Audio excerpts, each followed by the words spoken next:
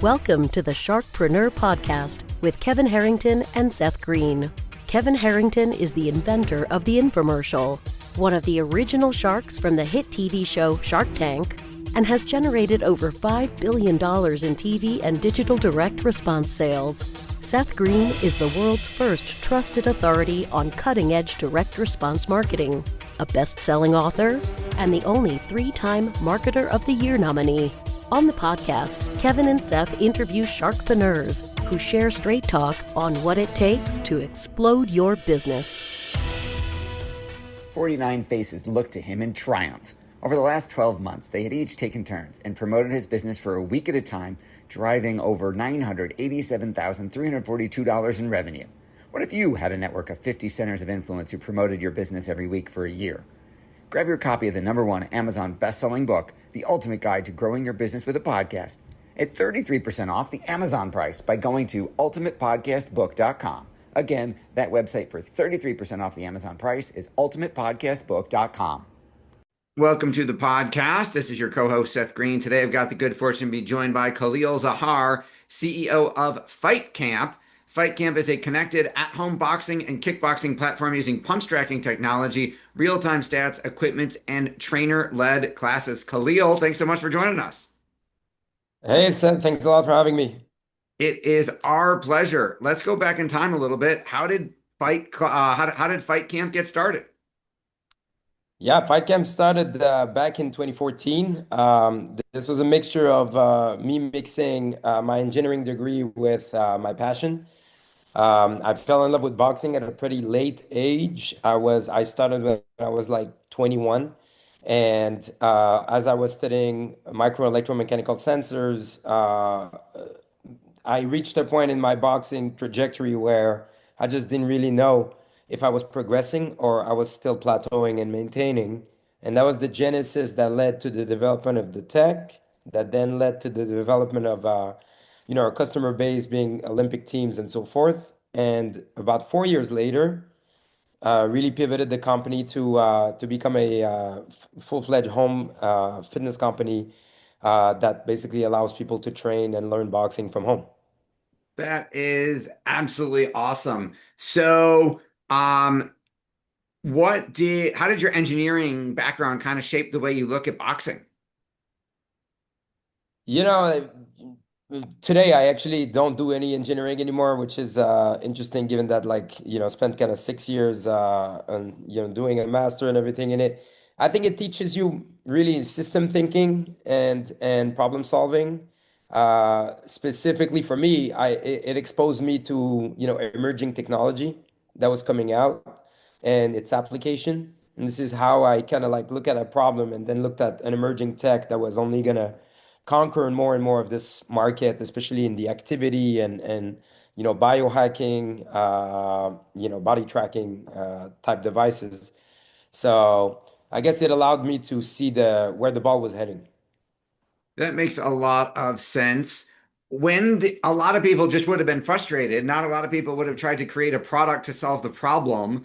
When did you shift from, hey, this is working for me, to this could be a company? I think honestly it was pretty early on because I was kind of soul searching for my career as well and kind of didn't really want to just get hired in an engineering firm and be kind of subject to the corporate ladder. So I was already a little bit in tune with looking for a different path, an alternative path. When that problem happened to me, as well as when solutions came up, the first thing that I thought is this could be a product. What I think actually happened is I think I got overly excited about how much for sure it's gonna work, and you're gonna figure this out, and you're gonna be so successful so quickly, which definitely turned out to be very false. That makes a lot of sense. How has Fight Camp iterated since the first prototype version? Yeah, I think the company has gone through like probably about 4 different cycles of its own identity. The first identity that we had was really, serving professional athletes and elite athletes. And we really focused on that angle for a couple of years. Then after we pivoted because, ultimately you often pivot because either you don't make enough money or someone else is making more money and you think you should get a piece of that. So this first pivot was actually because we had a hard time finding a lot of success and the product was taking a long time to develop. So then we looked at the broadcast and sports media industry and thinking about putting our trackers on professional athletes during live fights and creating a set of data that people could bet on that hasn't been really created before. How amazing would it be if you could know exactly the speed and the power of the punch that, during the specific knockout and so forth, or a new athlete coming on the market being, the fastest guy we've ever seen. So that didn't work out as well because then too many parties had to agree for it to happen. Then that led us to the third version of this, which is let's make a device for people to actually enjoy a class and have a layer of gamification between them. So a little bit like Orange Theory does with heart rate monitoring. And finally, home fitness, which, let's take all the technology that we have and let's create an integrated solution where you can work out from home with boxing and a trainer on the screen, but also get challenged and measure your progress over time. I love that. It's almost like you made a Peloton for boxing without needing a bike. As a lifelong martial artist, how do you balance making boxing and kickboxing accessible without watering down the sport? I think that's a very fine line, and I think we made some of these mistakes, and we are kind of correcting them. We've corrected them. I would say over the past year. I think you can become a little bit subject to just, for us specifically during COVID, everyone and their mother basically wanted to work out from home. And that basically diluted a little bit our core customer, where our core customer became like everybody. And then as we started gathering a big customer group that wasn't exactly the customer that would stay much after COVID, they started really having different types of requests. And they kind of wanted us to tone down a lot of the boxing aspects. And it created a point where, we didn't really recognize our company at some point, and we felt like, frankly, a bit of a sellout version of what we needed to be. And we basically had to make a judgment call and a very intuition-based call that, the customers that we once pursued are not the customers that we think are actually going to make us successful. So we did a 180 rebrand about a year and a half ago and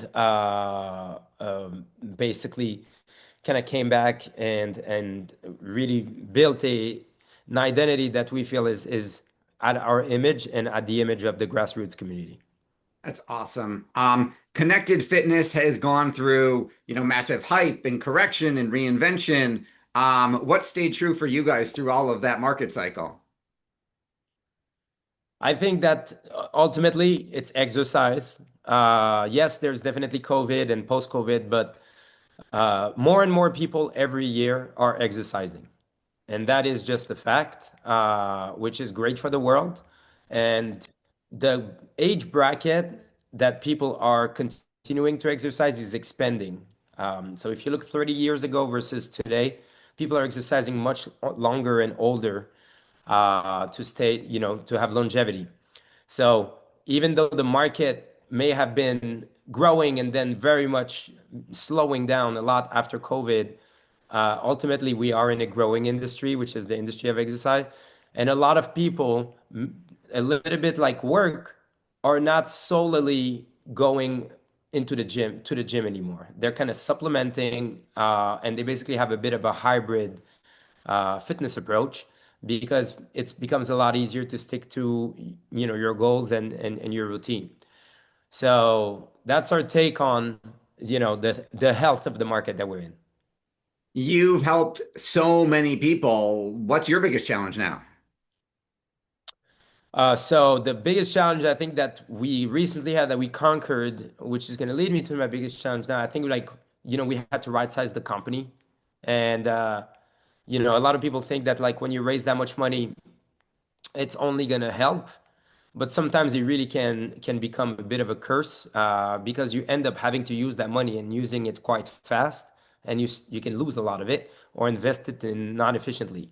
So I think when we had COVID, the tailwind of COVID, we grew the company so fast, and then we had to shrink it, and which was frankly a very painful, moment. We literally had to go from 100, full-time employees to about 25, and we did that over like 3 different years. So we finally right-sized the company really like to its most efficient form now, and it obviously shows into our P&L and our profitability. Now it's really to reopen revenue stream and grow fast, and we have to do it without external capital because the category is not as sexy as it once were. Your passion is obvious. What do you like best about what you're doing? Um, I mean, honestly, everything. To me, entrepreneurship is like puzzles. Like every week you kind of have like micro puzzles that you have to find the answer to, and try to like find the optimal path to solve problem A, X, Y, and Z. So it's a very stimulating job. B, I get to actually, work with my friends every day and people that are dear to me. And C, you learn. It's so much learning and like I sometimes think of like some of the guys that I went to YC with that now are, multi-billion dollar companies. I can only imagine, the amount of learnings they're going through like on a day-to-day basis. Because even for like, for our trajectory, which, is definitely a trajectory that is, that I'm very grateful for. You get to rub shoulders with, the greatest minds in really in the world in a lot of these fields. So, yeah, honestly, I like it, every single aspect of it. That is awesome. Well, we greatly appreciate your time. We know it's incredibly valuable for our folks watching and listening who want to learn more and try it out for themselves. Where should they go? Yeah, go on fightcamp.com. You can also follow us on the online platforms. We're on all the 4 different platforms: TikTok, YouTube, Instagram, and Facebook. And you can look us up at FightCamp, and you can find myself at Khalil Zahar. All right. This has been Seth Greene for Sharkpreneur with Khalil Zahar of Fight Camp. Khalil, thanks again for joining us. Appreciate it, Seth. Thanks for having me. Thanks everybody for watching or listening. We'll talk to you or see you next time. Why do so many businesses struggle while others seem to explode overnight? Do you wish you had the secret to this type of exponential growth? Now, I've scaled more than 20 businesses to over $100 million, and it's not just luck. In my new book with Mark Tim, Mentor to Millions, you'll learn the repeatable framework I use in all my business ventures for massive success. Order at kevinmentor.com and get over $1,000 in bonuses. Head to kevinmentor.com.